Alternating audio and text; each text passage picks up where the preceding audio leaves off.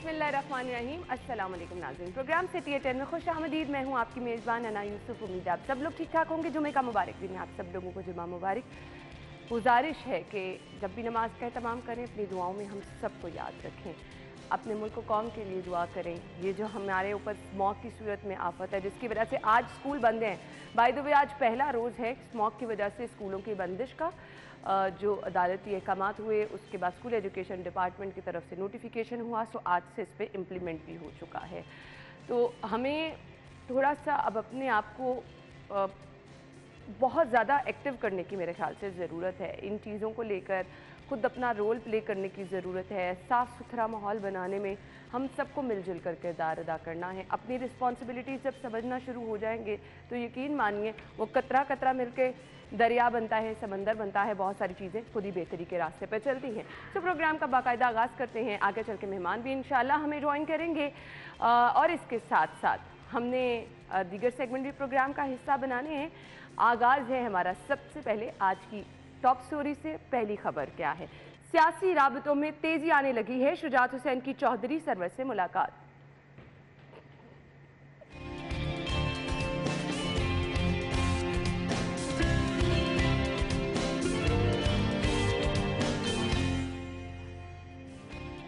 कलमा चौक water tank का design तैयार, 3 लाख गैलन पानी स्टोर किया जा सकेगा।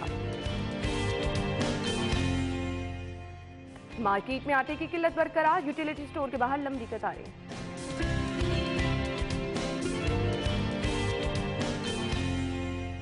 ले जी, एक बार फिर ऑडिटर जनरल ने 35 अरब के घपलों की सिर्फ निशानदेही ही की है।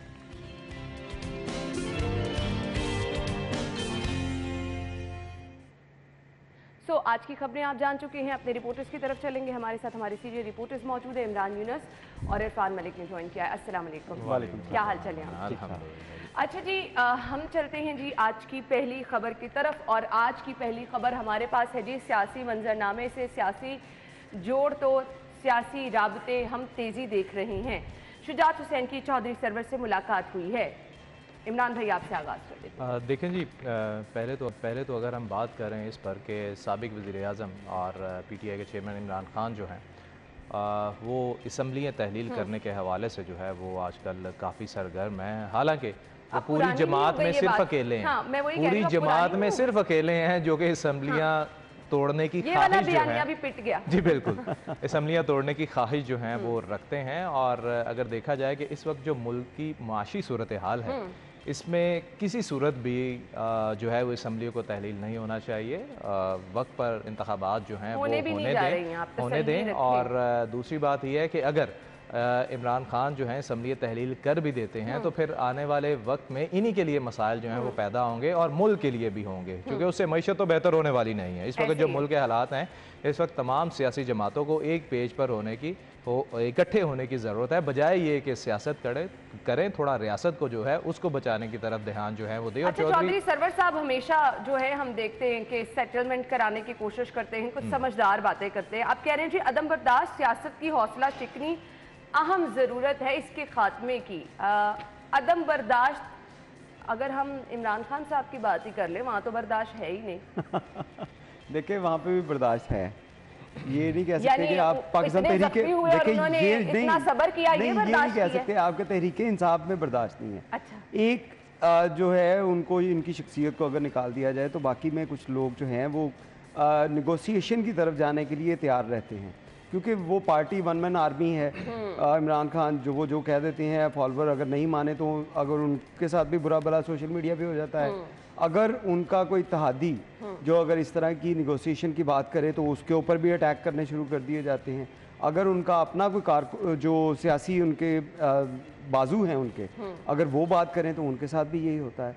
तो उनकी सेपरेट उनको रख दिया जाए तो बाकी लोग जो हैं वो निगोशिएशन की तरफ आना चाहते हैं। और अगर हम ये बात करें ये मुलाकात की, तो ये मुलाकात काफ़ी अहम है। अगर दोनों रहनुमाओं देखें आप, चौधरी शुजात हुसैन और चौधरी सरवर, तो इनका अपना असर रसूख, इनका अपना रख रखाव ऐसे अरकान के ऊपर बहुत है जो बड़ा अपना की रोल अदा कर सकते हैं। और मैं समझता हूँ कि ये जो मुलाकात है उसी की एक कड़ी थी और उसके अंदर भी ये जो है वो डिस्कशन हुआ है कि हमने आइंदा किस तरह अपना लायामल तय करना है।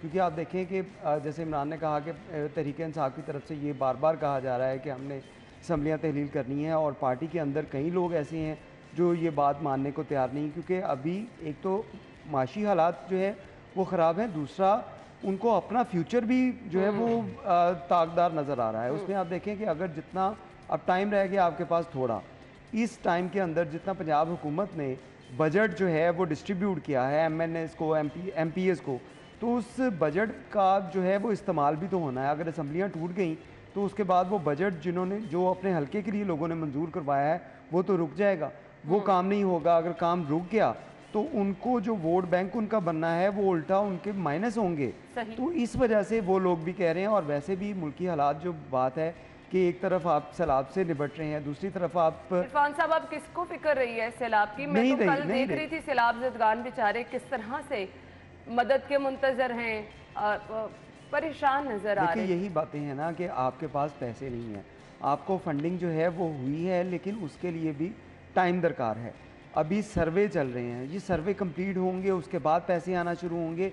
इसी वजह से तो आप देखें कि तमाम मीडिया जो है वो आपको ये दिखा रहा है कि हालात क्या हैं, सैलाब की मदद से लोग किस तरह मुतासर हुए हैं, अभी तक उन तक इमदाद नहीं पहुंच पाई।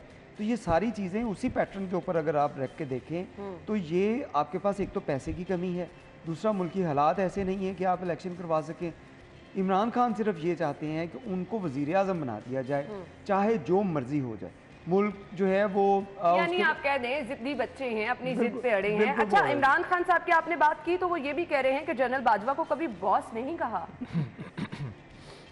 इस बात पे सिर्फ इस बात पे हंसी आ सकती है। मैं वही कह रही हूँ, अब इस हंसी में तो आपने सब कुछ कह दिया है, अब ना कुछ कहने की गुंजाइश ही नहीं रही है। लेकिन जी साथ वो ये भी कह रहे हैं कि नए आर्मी चीफ को पुरानी पॉलिसियां लेकर जो है वो नहीं चलना चाहिए। यानी आपके टाइम पे जो पॉलिसी चल रही थी वो सही नहीं थी, अब उनको नहीं लेके चलना चाहिए। देखें, अगर हम बात करें कि हमारी जो पाक फौज है इसका सियासत में किरदार जो है वो नहीं होना चाहिए, तो ये गलत होगा। उनकी राय जो है वो ज़रूर शामिल होती है। और पाकिस्तान को इस वक्त जो बैरूनी और अंदरूनी ख़तरात का सामना है, मेरे ख्याल से उसमें फ़ौज जो है बहुत अच्छा और अहम किरदार अदा करती है। अच्छे मशवरे जो हैं वो इन्हें मिल जाते हैं, जिस पर ये अमल करते हुए फ़िलहाल मुल्क जो है वो किसी तौर पर खान साहब कोशिश कर रहे थे जिसको लाने की, वो बेचारे नहीं आए, तो अब उन्होंने इस किस्म की आवाज़ें जो हैं वही कसनी आ गई नहीं जी मैंने तो ऐसा नहीं कहा था। बहरहाल हमें उम्मीद रखनी चाहिए कि नए आर्मी चीफ जो आए हैं, नो डाउट इस वक्त जो पाकिस्तान की करंट सूरत हाल है, इस पर हम माशी तौर पर भी स्टेबल जो है वो नहीं हो रहे, और अगर सियासी तौर पर देखा जाए तो वो भी सूरत हाल जो है वो इस वक्त सबके सामने। और हमारी जो सियासी जमातें हैं, माजरत के साथ, इन्हें बस इस चीज़ की है कि हमें सीट्स मिल जाएं, हम जो हैं वो बस बड़ी सीट पर आ जाएं और जो अपने मामलात हैं उनको सेटल डाउन करें। इस वक्त मुल्क की तरफ या आवाम की तरफ कोई इस किस्म का ध्यान नहीं दिया जा रहा कि आवाम की तरक्की जो है वो हो सके या मुल्क की तरक्की जो है वो हो सके। आप देखें कि पाकिस्तान में कितनी इन्वेस्टमेंट आई है, पिछले कुछ सालों में कोई भी नहीं आई, बल्कि जितने लोग थे वो तमाम लोग यहाँ से जा चुके हैं। मैं इंटरनेशनली बात कर रहा हूँ कि जितनी बड़ी कंपनीज थी वो सारी यहाँ से चली गई, ठीक है, तो फिर तो मुल्क नीचे ही आएगा ना। इन चीज़ों को सोचने की ज़रूरत है, इन पर अमल करने की ज़रूरत है कि पहले पाकिस्तान को बेहतर करें फिर खुद बेहतर। ज़्यादा असरअंदाज करते हैं इन तमाम चीज़ों पर। खैर, पंजाब असम्बली रवा माही तहलील होगी, कप्तान का इसरार,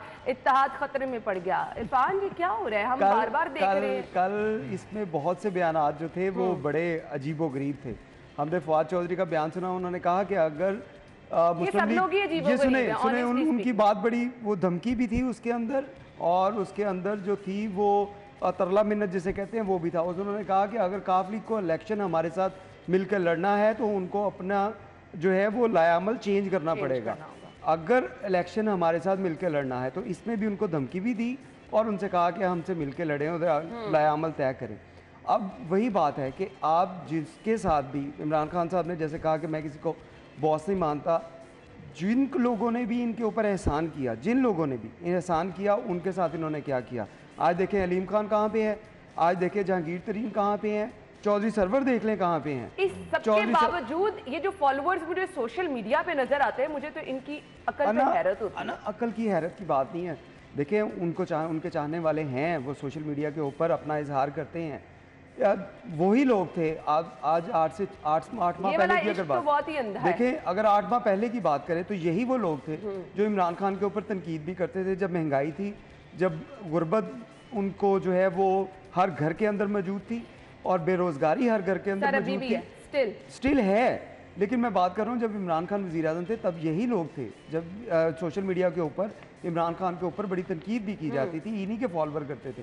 लेकिन उसके बाद क्योंकि शॉर्ट टर्म मेमोरी है हमारी कौम की, इमरान खान आए रोज़ जब भी बयानात देते हैं तो उसमें कोई ना कोई नई कहानी सुना देते हैं। अब जैसे उन्होंने कह दिया मैंने बॉस नहीं माना, एक उनके पुराने अगर तमाम इनकी तमाम जो पुरानी तकरीरें हैं या इंटरव्यूज़ हैं, उनका अगर आप बगौर मायना करें तो आपको पता चलेगा इमरान खान ने जो कहा उसी के एंटी वो गए, उसी के ख़िलाफ़ चले। वो इमरान खान ने कहा कि ये कैसे हो सकता है कि वज़ीर आज़म मैं हूँ और मुझे फ़ौज कहे कि ये करो वो करो, मैं तो फ़ैसले खुद करूँगा, इसमें अगर फ़ैसले गलत होंगे तो तमाम तर जिम्मेदारी मेरी होगी। अब कभी कहते हैं कि बाजवा साहब को एक्सटेंशन देना मेरी जो है वो एक मेरी गलती थी, कभी कहते हैं कि MKM के वज़ीर कानून को लाना मेरी गलती थी, कभी कोई बयानात गलतियों पे गलती की जा रहे हैं। अब आप देखिएगा कुछ अरसे बाद ये जिस तरह के हालात चल रहे हैं कि आपने कहा कि वो बयानात कल आने शुरू हुए, इमरान खान की तरफ से भी बयानात आ रहे हैं, तो आप देखिएगा कुछ अरसे बाद आपको सुनने में आएगा कि चौधरी परवेज़ लाई के साथ जो इल्हाक करना ये भी मेरी बहुत बड़ी गलती होगी, क्योंकि हालात उस तरफ जा रहे हैं। कभी इम्कान है। मोहन सलाई तो बार बार कहते हैं नहीं ये हुकूमत उनकी अमानत है, हम उनको जब कहेंगे वो वापस दे देंगे, लेकिन चौधरी साहब ने खुद कहा कि मार्च तक जो है वो अभी हमें नहीं तोड़नी चाहिए। तो ऐसे सूरत हाल में इमरान खान साहब से कुछ भी बात की जा सकती है, वो सिर्फ चाहते हैं लेकिन असम्बली नहीं तहलील होने वाली, ये तो बात आप भूल जाएं। ये जितना मर्जी जिद कर आप जनरल इलेक्शन भी 2024 में लें, 23 में भी ना लें, वो भी आगे जा रहे हैं। चलिए जी नाज़रीन, हमने ब्रेक ले रही है, ब्रेक के बाद जब वापस आएंगे तो अगली खबर की तरफ हमने जाना है। और अभी जो टिकर चल रहे हैं वो देख के मुझे हैरानी भी हो रही है, परेशानी भी हो रही है, लेकिन वापस आके इस पर बात करते हैं। हमारे साथ रहिए।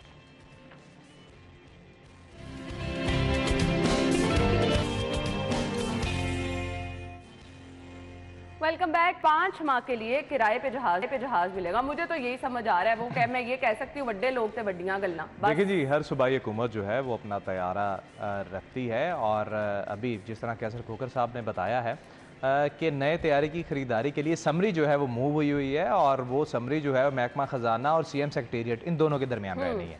तैयारा ख़रीदा किसके लिए जा रहा है? CM के लिए ख़रीदा जा रहा है। लेकिन मुझे समझ नहीं लग रही कि ऐसी कौन सी एमरजेंसी या कौन सा ऐसा सिक्योरिटी थ्रेट है कि नया तैयारा जो है वो उसकी समरी जो है वो मूव हो चुकी है, और अब जो है कि नहीं जी नहीं, रेंट पे लेने के लिए आप 12 करोड़ पे 5 माह का किराया जो है वो मुख्तस कर दे।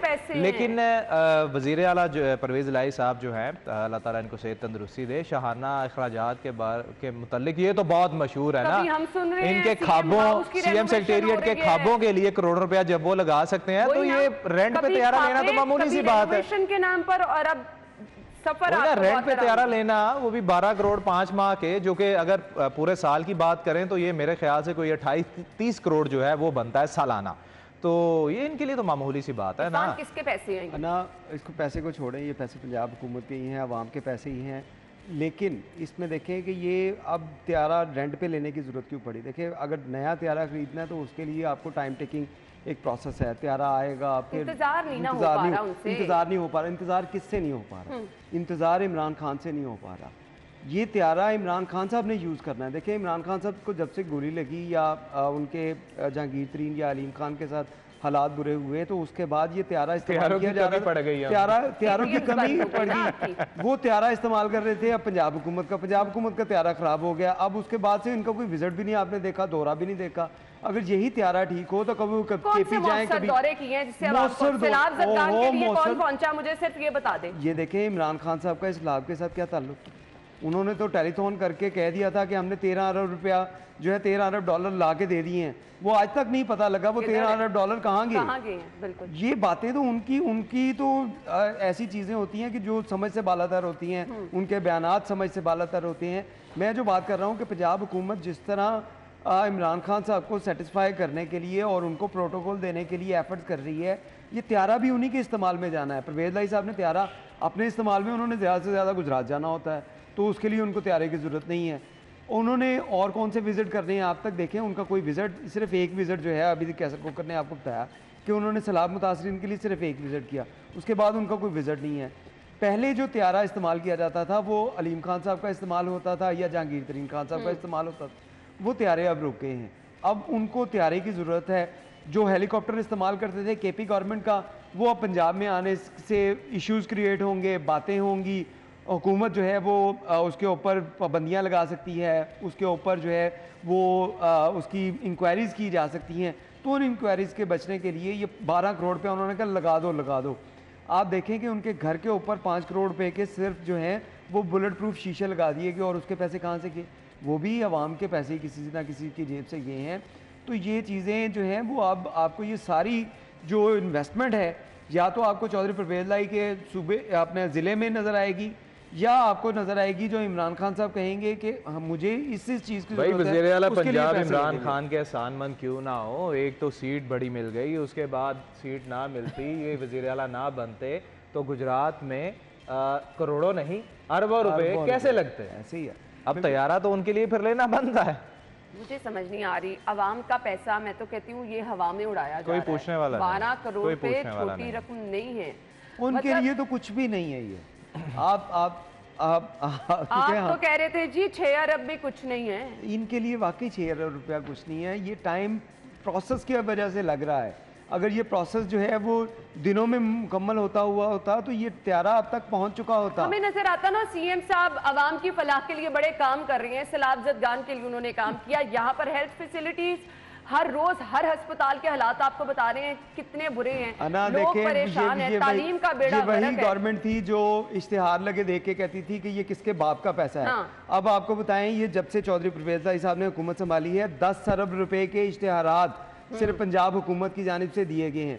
अब कोई नहीं पूछता कि ये वो चले जिसको भी दिए, ये कोई नहीं पूछेगा ये 10 अरब रुपया किसके बाप का पैसा था जो अपने इश्तिहारों पे अपनी शक्लें दिखाने के लिए तशहीर करने के लिए ये दिए जा रहे हैं। आप करें तशहीर, कुछ अच्छा करते हैं तो प्लीज तशहीर भी और करें। तशहीर के अंदर देखें वही प्रोजेक्ट जो मुस्लिम लीग नून के थे, ऑरेंज लाइन ट्रेन के इश्तिहार जो हैं वो चल रहे हैं अपनी प्रोजेक्शन के लिए कि हमने उसके ऊपर बड़ा काम कर लिया। बिल्कुल। तो ये सारी चीज़ें जो हैं ये अब इनसे पैसे का हिसाब लेने वाला कोई नहीं है, क्योंकि जो लोग बैठे हुए हैं वो उसका बेदरेग इस्तेमाल कर रहे हैं अपने इख्तियारात का। और मैं समझता हूँ कि जिस तरह ये बेदरेग इस्तेमाल हो रहा है, इसमें वो इदारे जिनकी ये रिस्पॉन्सिबिलिटी है कि इनके ऊपर वॉच डॉग का काम करते हैं, जो इनकी जो है वो उसके ऊपर नज़र रखनी चाहिए, उनको भी नज़र रखनी चाहिए कि ये पैसा कहाँ पे, बिल्कुल आपने सही कहा। हम बहैसियत शहरी अपने बजट को इस कदर तंग कर चुके हैं, बहुत सारी चीज़ें निकाल चुके हैं, उसके बावजूद गुजारा इतना मुश्किल है। और यहाँ पर देखें जी किस तरह से मैं कहती हूँ शहाना ज़िंदगी बसर की जा रही है, समझ से बाहर है ये तमाम तर चीज़ें। खैर अभी हमने आपको एक अपडेट देनी है। हम चाहते हैं किसी भी किस्म की परेशानी से बचे रहें।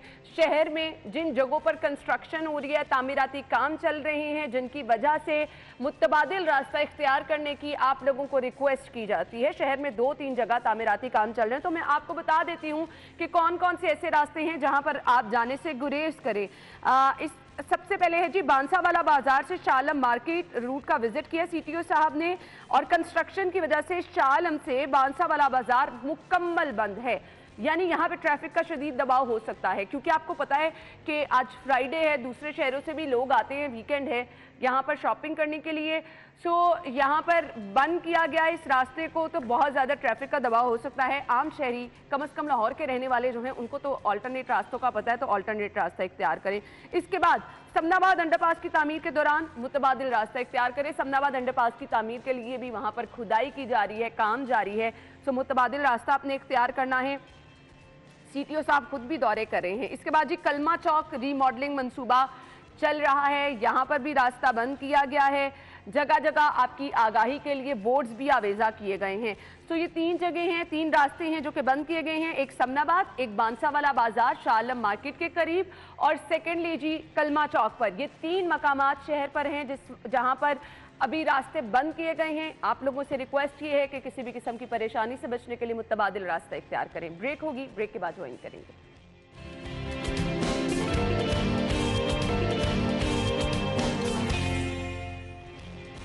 Welcome back. और अब एक और मंसूबे का जिक्र कर लेते हैं जी। कलमा चौक वाटर टैंक का डिज़ाइन तैयार किया गया है। 3 लाख गैलन पानी स्टोर किया जाएगा, जो कि वक्ती अहम ज़रूरत है।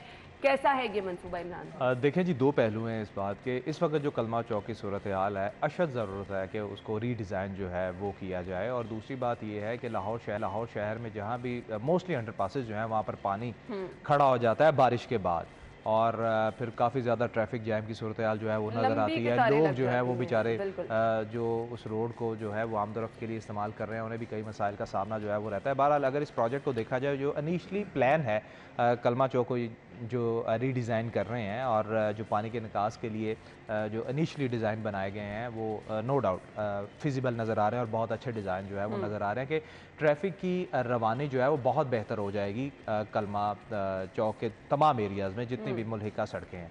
दूसरी चीज़ अगर देखी जाए, जो दूसरा पहलू है वो मैं ये बात करना चाहूँगा कि कलमा चौक जब बनाया गया था तो वो कोई इतना पुराना इतना वक्त नहीं हुआ उसको बनाए हुए। हमारे इदारे जो हैं वो लॉन्ग टर्म पॉलिसी और प्लानिंग क्यों नहीं करते? अब आप ये देखें ना कि जब इन्होंने कलमा चौक बनाया था तो क्या इन्हें पता नहीं था कि अगले 10 साल 15 साल या 20 साल बाद यहाँ पर क्या सूरत होगी? कितना पैसा लगा और अब उससे डबल पैसा लगा। अब आप देखें कि वो सारा कलमा चौक जो है वो सारा जो है वो कमर्शियल बन चुका है, और भी वहाँ पर प्रोजेक्ट जो है वो नए और बड़े प्रोजेक्ट जो है वो शुरू हो रहे हैं। तो ऐसी प्लानिंग जो है पूरी दुनिया में होती है, हमारे यहाँ पता नहीं क्यों नहीं होती। ऐसे ही सरकार का पैसा, आवाम का पैसा जो है वो लगाया जाता है, वो भी 2-3 साल के लिए, और उसके बाद दोबारा से उसको रीडिजाइन जो है वो किया जाता है। ये सिर्फ एक प्रोजेक्ट नहीं है, लाहौर के ऐसे कई प्रोजेक्ट्स हैं, वो आपको भी पता होगा, जिनको ये रीडिजाइन करने के लिए दोबारा से तोड़ते हैं और फिर पैसा लगाते हैं। इनको भी कोई पूछने वाला होना चाहिए कि भाई ये जो आपने यहाँ पर थिंक टैंक अपने बनाए हुए हैं, वट एवर वो LDA है, टीपा है, सिटी डिस्ट्रिक्ट गवर्नमेंट है, पंजाब गवर्नमेंट है, आपकी ये थिंक टैंक जो है वो लाखों रुपया जो सैलरी ले रहे हैं कर रहे हैं, और इनसे सवाल तो करें। एक ये भी गिला रहता है और एक मुझे समझ से भी बाहर है ये चीजें कि आप जितनी मर्जी अंडरपासेस बना रहे हैं, जितनी मर्जी आप रीमॉडलिंग करें, इरफान ट्रैफिक नहीं कंट्रोल होती है। फिर भी ट्रैफिक माजरत के साथ आपने जो सिग्नल फ्री रोड्स बनाए हुए हैं वहां पर ट्रैफिक की सूरत हाल आप देख लें। बिल्कुल बात ठीक है आपकी, और इसके पीछे मैं समझता हूँ कि एक तो लोड बहुत ज़्यादा हो गया है। जैसे आपने बात की कि कलमा चौक अगर 10-15 साल पहले तैयार किया, बनाना शुरू किया था, पहले वो राउंड अबाउट था, फिर उसके बाद वहाँ से पुल गुजरा, फिर उसके बाद वहाँ से अंडरपास गुजरा, अब एक और अंडरपास उसके नीचे से गुजर रहा है। तो ये चीज़ें अगर आप लॉन्ग टर्म प्लानिंग के अंदर लेके आएँ तो ये इससे हालात बेहतर हो सकते हैं। असल ही इशू ये है कि हमारे पास लॉन्ग टर्म प्लानिंग नहीं है। अब गाड़ियाँ हमारे पास बहुत ज़्यादा हो गई हैं, ट्रैफिक पुलिस जो है हमारी वो भी कोई काम नहीं कर रही। अब आप देखें कि पहले हम देखते थे कि कुछ अरसा पहले हमें हर चौक के अंदर पुलिस एहलकार, ट्रैफिक वार्डन जो नज़र आते थे वो धड़ाधड़ चलान कर रहे होते, चाहे वो अपनी वो जो टारगेट उनको दिया जाता था उसको अचीव करने के लिए वो 10-11 बजे के दरमियान तक वो अपना टारगेट अचीव करके नज़र आते थे। उनकी अगर विजिबिलिटी होगी तो ट्रैफिक की सूरत हाल जो है कंट्रोल रहेगी। अब सूरत हाल ये है कि उनकी विजिबिलिटी नज़र नहीं आती, इसकी वजह से भी बहुत इशू हैं। शायद जो अफसरान अब नए जिनकी CTO लाहौर नए तैनाती हुई है उनका अभी इतना शायद फोकस नहीं है इस चीज़ के ऊपर। उनको अभी मुहैयर हजरात को ही दे देते हैं हेलमेट, तो उसके बाद वो कंपेन करने के लिए चले जाते हैं। जो असल उनका काम है इनकी विजिबिलिटी वहाँ पे रखना और उसके साथ साथ लोगों में सेंस ऑफ ट्रैफिक देना। देखिए आप सेंस ऑफ ट्रैफिक है ही नहीं हमारे। उन बेचारों को क्या कहेंगे, यहाँ पर रोज बरोज सैकड़ों गाड़ियों का इजाफा शहर में हो रहा है। 60 लाख देखें, हमारी गवर्नमेंट जो है वो पब्लिक ट्रांसपोर्ट जो है पब्लिक को ट्रांसपोर्ट फराहम कर नहीं रही। देखिए ये तो बेसिक, तो फिर बेचारे लोग क्या करेंगे? ये तो बेसिक इशू है, लेकिन ये सारे इश्यूज साथ रहते हुए आपने शहर में ट्रैफिक का बड़ा बेहतर निज़ाम देखा। मुझे वो दौर याद है जब CTO लाहौर सुहेल चौधरी थे, उस वक्त लाहौर में मेट्रो बस बनाई गई थी। मेट्रो बस देखिए फिरोजपुर रोड का इतना लंबा ट्रैक था उसका, उसके दौरान भी उस शख्स ने, वो CTO लाहौर थे, उन्होंने ट्रैफिक जो है वो उसमें हर्डल नहीं आने दी क्योंकि डिप्लॉयमेंट ऐसी की कि रोड चलता रहे। अब जो है वो अब आपको वही वसाइल हैं, वही ट्रैफिक पुलिस है, अब आपको वो नजर नहीं आते। अब आपको कनाल रोड के ऊपर कई दफा जो है वो कई टाइम जो है वो आपको वहाँ पे रश बर्दाश्त करना पड़ता है। नजर आती है ना सिर्फ पीक आवर में, बल्कि ये ट्रैफिक शहर का बहुत बड़ा मसला बन चुका है। खैर ये मंसूबा जो बताया गया है ये मंसूबा वैसे अच्छा नजर आ रहा है, लेकिन अगेन ये लॉन्ग टर्म पॉलिसीज के थ्रू हमें देखना चाहिए ताकि बाद में मसाइल, और ये भी आपको लॉन्ग टर्म पॉलिसी में नजर नहीं आता। इरफान अब आप ना उम्मीदी ना करें, ब्रेक के बाद वापस आ जाते हैं।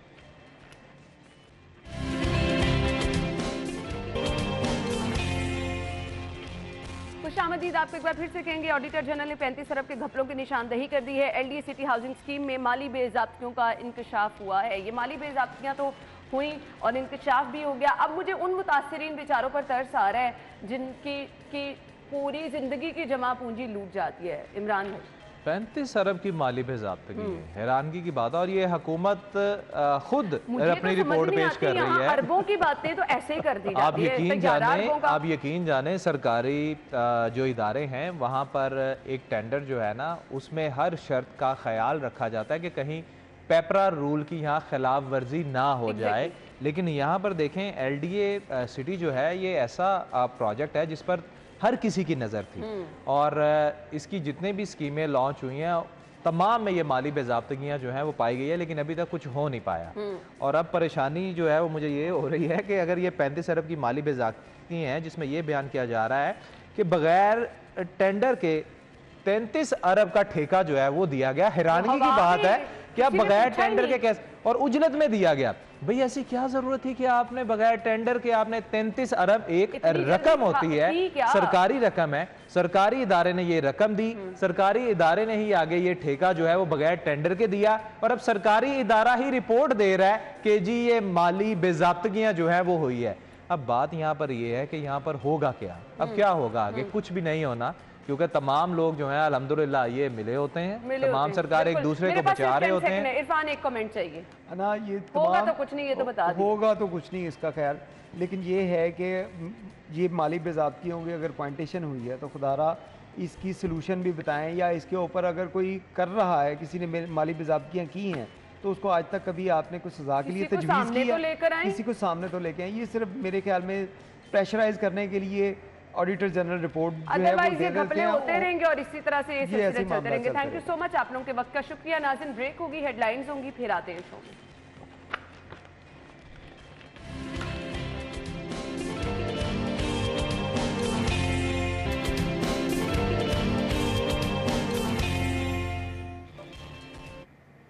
कोई पावा अख्तर लावा हज़ैम और फार पट्टी मेरे बच्चे ने मैनू लव करते ने, मैं इन्हां दी वजह तो स्टार बनया वा, मैं किसी दी वजह तो स्टार नहीं बनया। मैं दुनिया ते प्यार वंडन आया वा और नफरत नहीं वंडांगा। लाहौर दा पावा अख्तर लावा।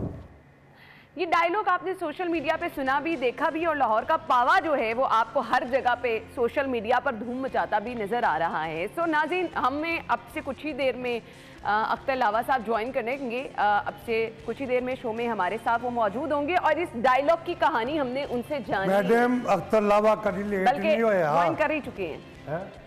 आप ज्वाइन हमें कर चुके हैं। आप अपने नाजरीन को एक दफा एक्शन में फिर हमारे सेट पे मौजूद हैं तो दिखा दें आपका क्या डायलॉग है। मैं नहीं बोलता, मेरे ताड़ा प्यार बोलता चाह ना लियो, एवें ते नहीं डोला ताड़े पीछे पीछे आनी आ, इश्के दा रोग बुरा तानू समझानी आ। लाहौर दा इक्को ही पावा अख्तर लावा। तो ये वो डायलॉग है जो कि हमें सोशल मीडिया पर धूम मचाता नजर आ रहा है। अख्तर लावा साहब, आप बैठ जाएं। बहुत बहुत शुक्रिया आपके कीमती वक्त के लिए। ये मैं डायलॉग के पीछे वाली कहानी आपसे जानना चाह रही हूँ, असल में क्या है? ये 2002 में मैं इलेक्शन था, बहरीन से आया था, 25 साल उधर क्राउन प्रिंस के पास लगाए हैं। तो पाकिस्तान आया ना तो बोलते इलेक्शन लड़ो, तो इलेक्शन लड़ा ना, मेरा जग था, मुखालिफ का निशान चारपाई मंजी था। और जब हम जलसा जुलूस लेके गए ना तो मेरे साथ लड़के बच्चे बहुत प्यार करते। उन्होंने नारा लगा दिया, टूट गई मंजी रह गया पावा, अख्तर लावा अख्तर लावा, ठंडी चाह ते गरम कावा, अख्तर लावा अख्तर लावा। ते बड़िया ने की नाम दिता, लाहौर दा इक्को ही पावा अख्तर लावा। जी एक्शन वाह, अपनी तो आपने ये सब एक्शन करके भी दिखाना शुरू कर दिया। आप तो मशहूर हो गए होंगे तब से ही। पहले से ही मशहूर हूँ, लेकिन टिकटॉक नहीं बनाई थी मैंने। हाँ।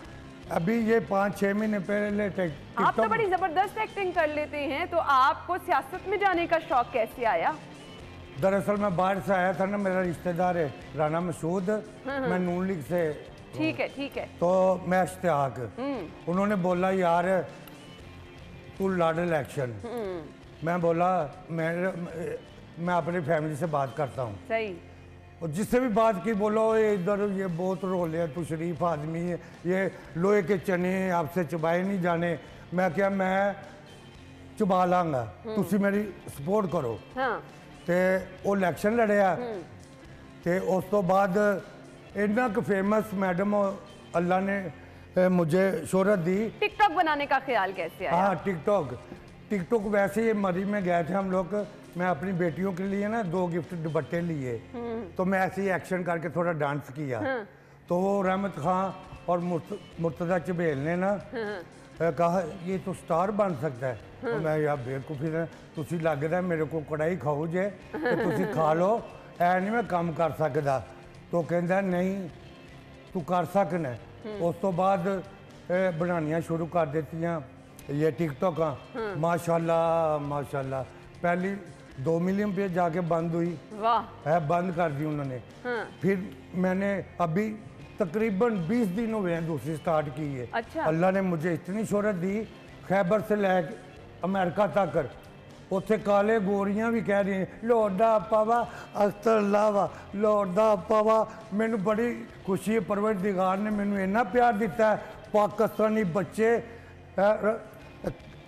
कल की बात है, मैं जा रहा तो मैं फार्मेसी से कोई दवाया लेनी थी।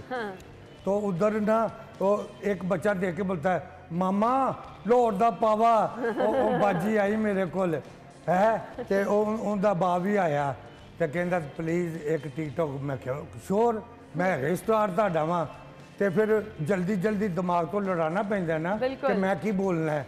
तो मैं जल्दी च की किया, जरा मेरे नाल खड़ोता सी ते वो मेरी बाजी जो बनाई नवी वो टिकटॉक बना रही सी।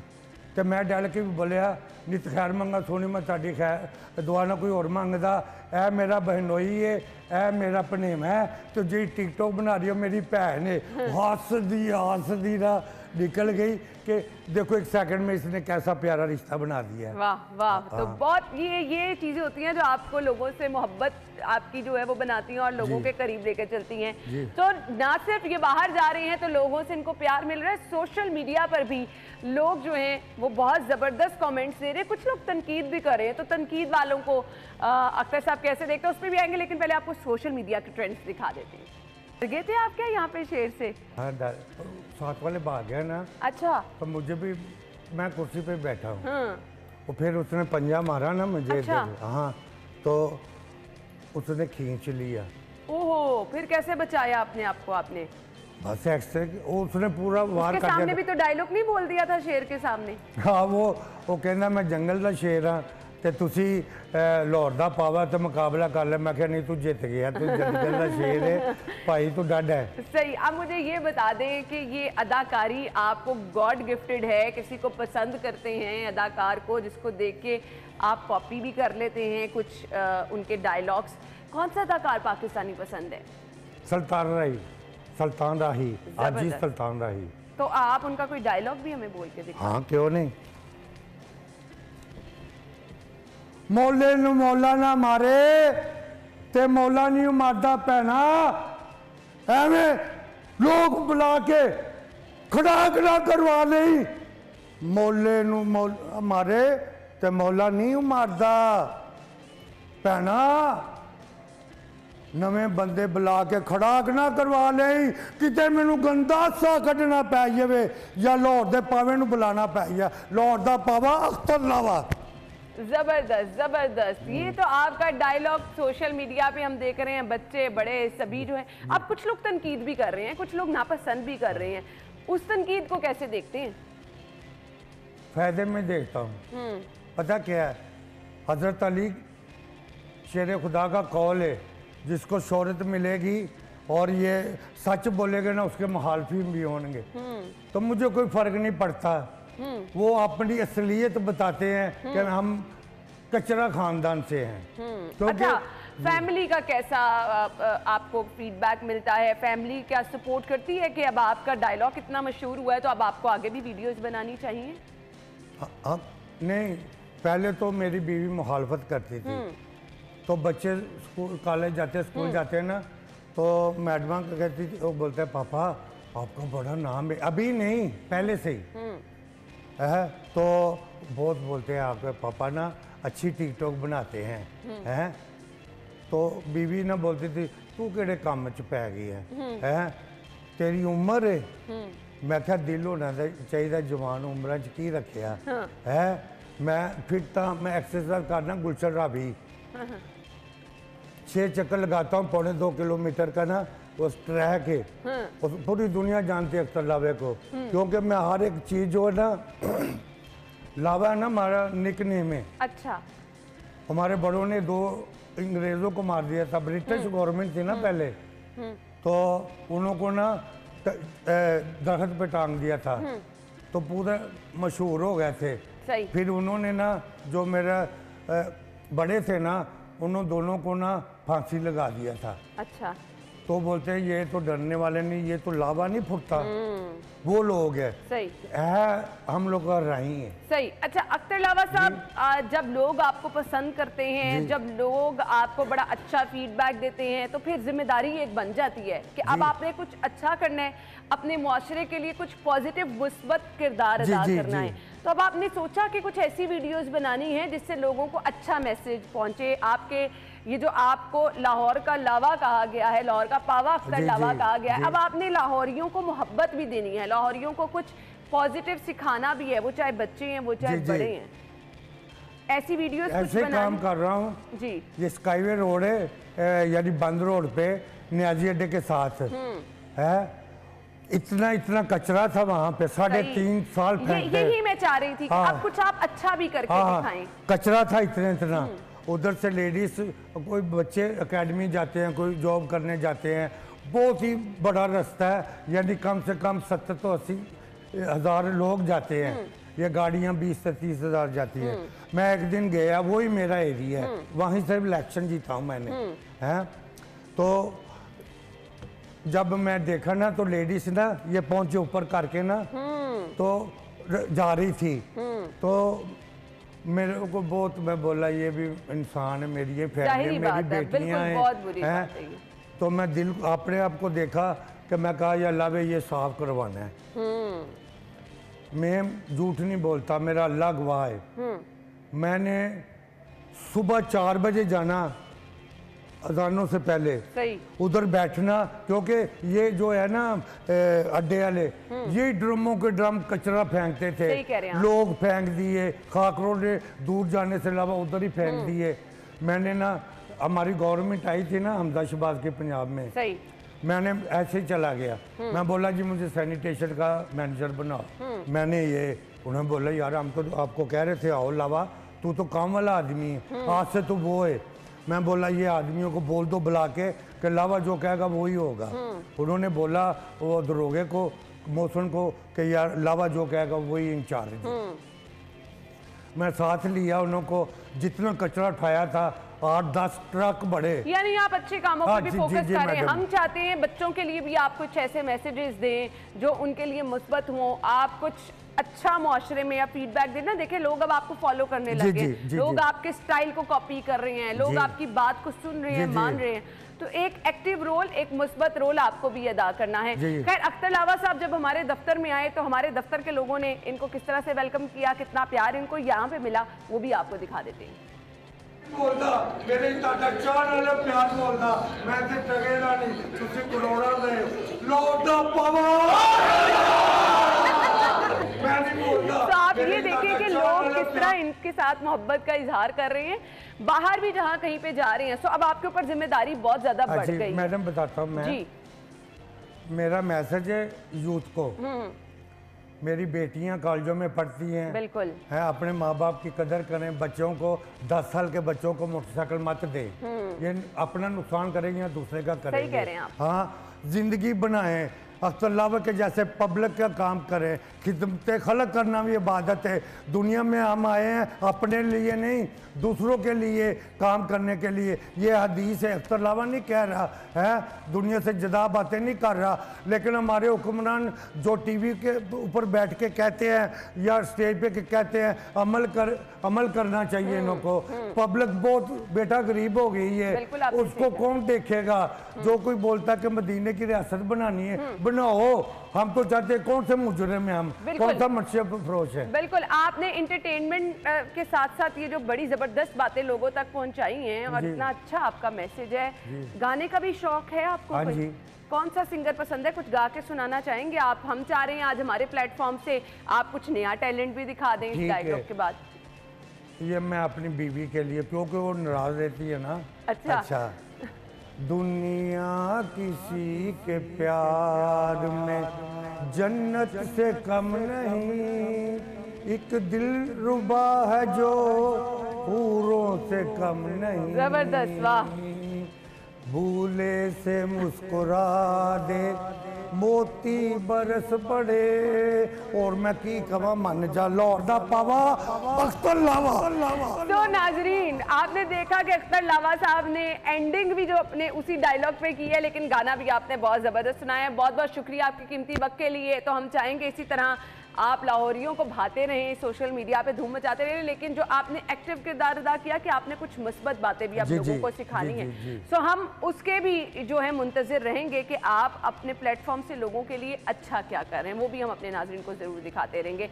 हमने क्लोजिंग की तरफ जाना है, ब्रेक की तरफ जाना है। एक दफ़ा फिर अगर आप अपना डायलॉग लेके यहाँ से बाहर की तरफ रवाना हो जाएंगे तो आपका बहुत बहुत शुक्रिया।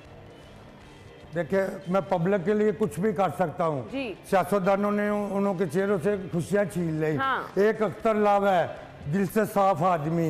देखो मेरे एक्शन, मैं नहीं बोलता, मेरे ਤੁਹਾਡਾ प्यार बोलता चाहने वाले हो लौर दा पावा अख्तर लावा।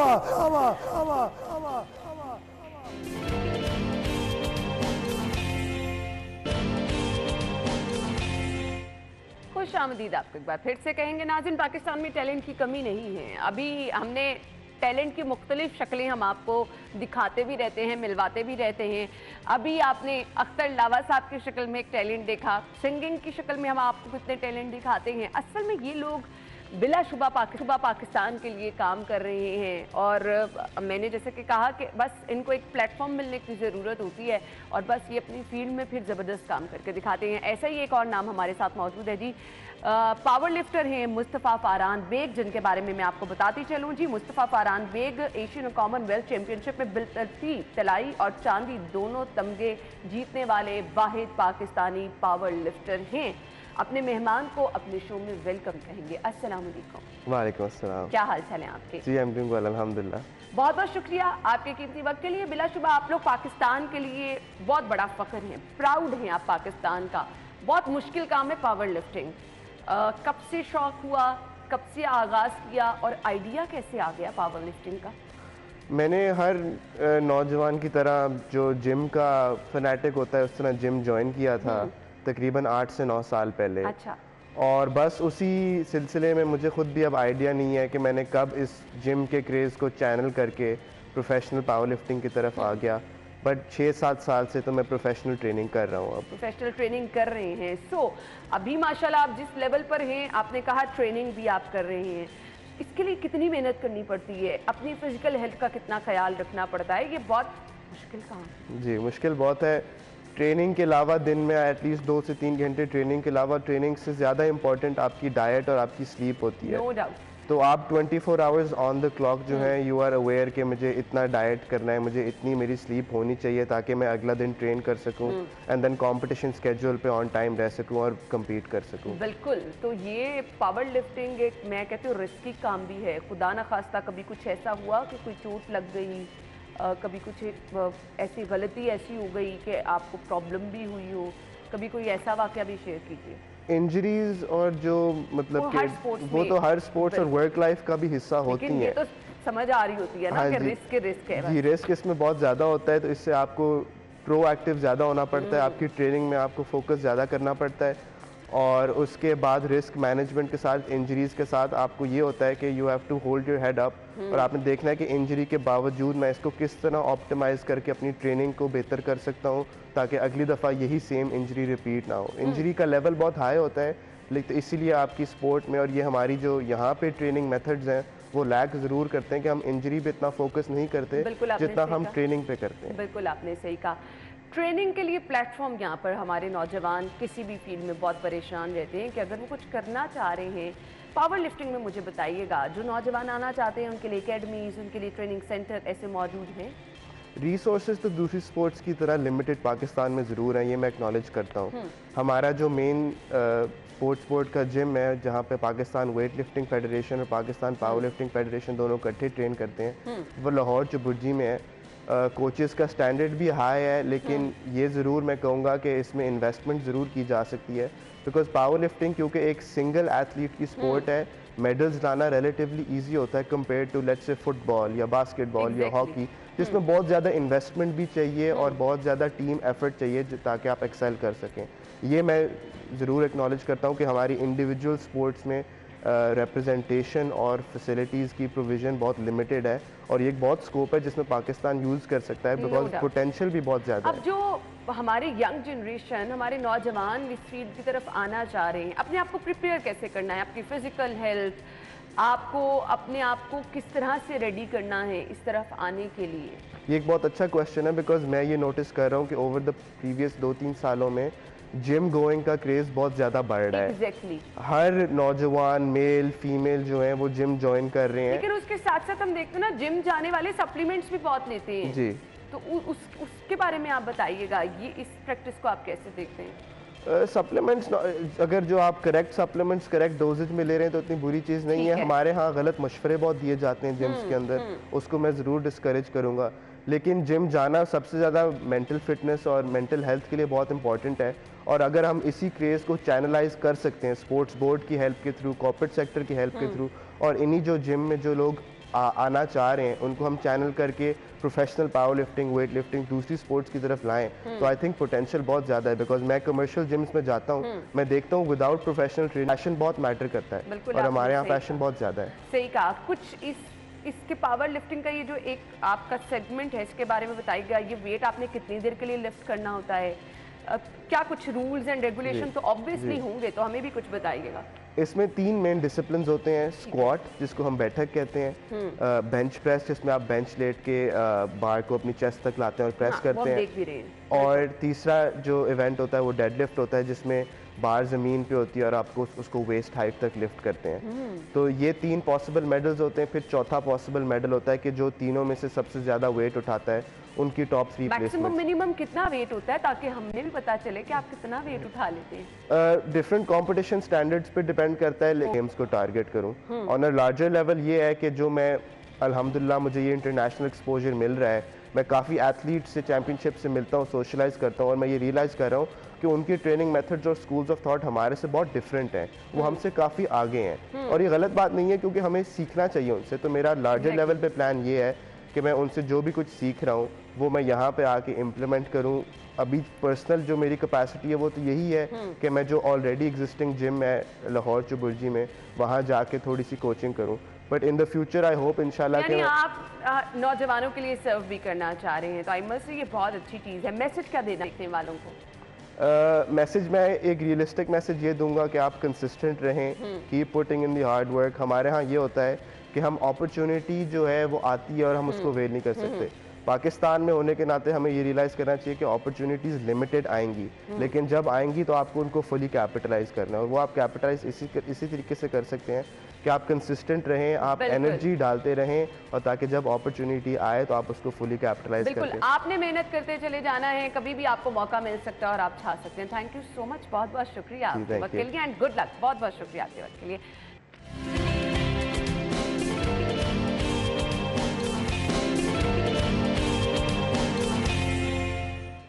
एक बार फिर से आपको प्रोग्राम में खुशामदीद कहेंगे, और प्रोग्राम के इस हिस्से में जी हम सेगमेंट शामिल करने वाले हैं। वीकेंड है, क्योंकि बच्चे तो घर में हैं, लेकिन इसके साथ साथ आपके वीकेंड को कुछ स्पेशल इस तरह से भी बना देते हैं, आपको बता देते हैं मौसम किस तरह का होगा। ऑल्दो आप कोशिश कीजिए, क्योंकि स्मॉग अभी भी बहुत ज़्यादा है, तो बाहर आपने जो है वो कम ही निकलना है। सो सेगमेंट है टुडेज वेदर।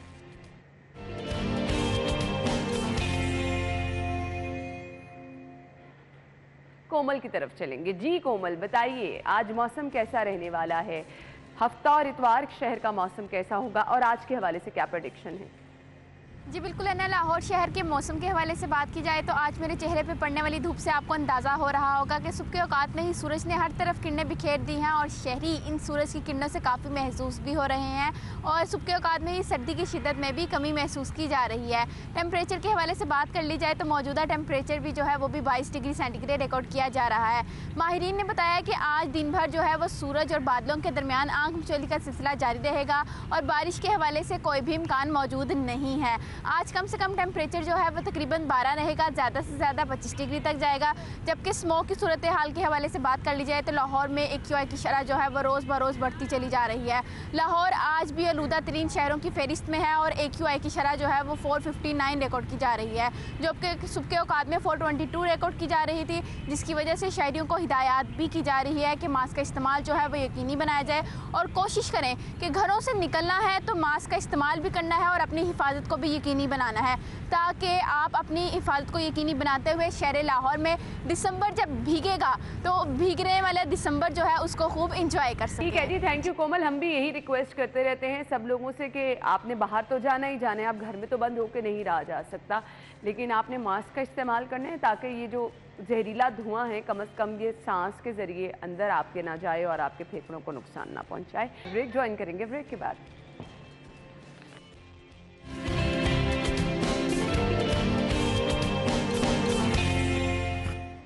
खुशामदीद आपको एक बार फिर से कहेंगे। सेगमेंट शामिल कर रहे हैं आपकी हेल्थ का ख्याल, क्योंकि हमें रहता है, हम अपने मेहमान भी मदू करते रहते हैं। तो आज की healthy tip, today's healthy tip में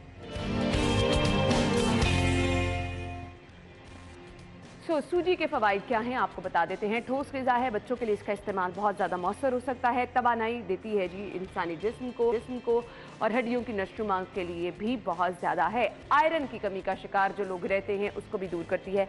बच्चों की ग़िज़ा में ज़रूर इसको शामिल कीजिए। इसके साथ साथ एक बड़ा इसका फ़ायदा क्या है, वो लोग जो कि वेट रिड्यूस करना चाहते हैं सूजी का इस्तेमाल कर सकते हैं। सूजी का इस्तेमाल वज़न भी कम करता है, दिल की बीमारियों का ख़तरा कम कर देता है और आँखों के अमराज के लिए भी ये बहुत ज़्यादा बेहतर है। सो अगर आप सूजी का इस्तेमाल करें, ज़रूरी अमल इसमें यह है कि इसमें चीनी का इस्तेमाल आपने बहुत ज़्यादा कम करना है ताकि एक्चुअली उसका फ़ायदा भी आपको पहुंच सके। अगर आप चीनी का इस्तेमाल, मीठे का इस्तेमाल ज़्यादा करेंगे तो नुकसान बन सकता है। इसी के साथ ही प्रोग्राम का वक्त पहुंचे अपने इख्तिताम पर। इंशाल्लाह आपकी और हमारी मुलाकात होनी है कल सेम टाइम पर। तब तक के लिए इजाज़त दीजिए, अल्लाह हाफ़िज़।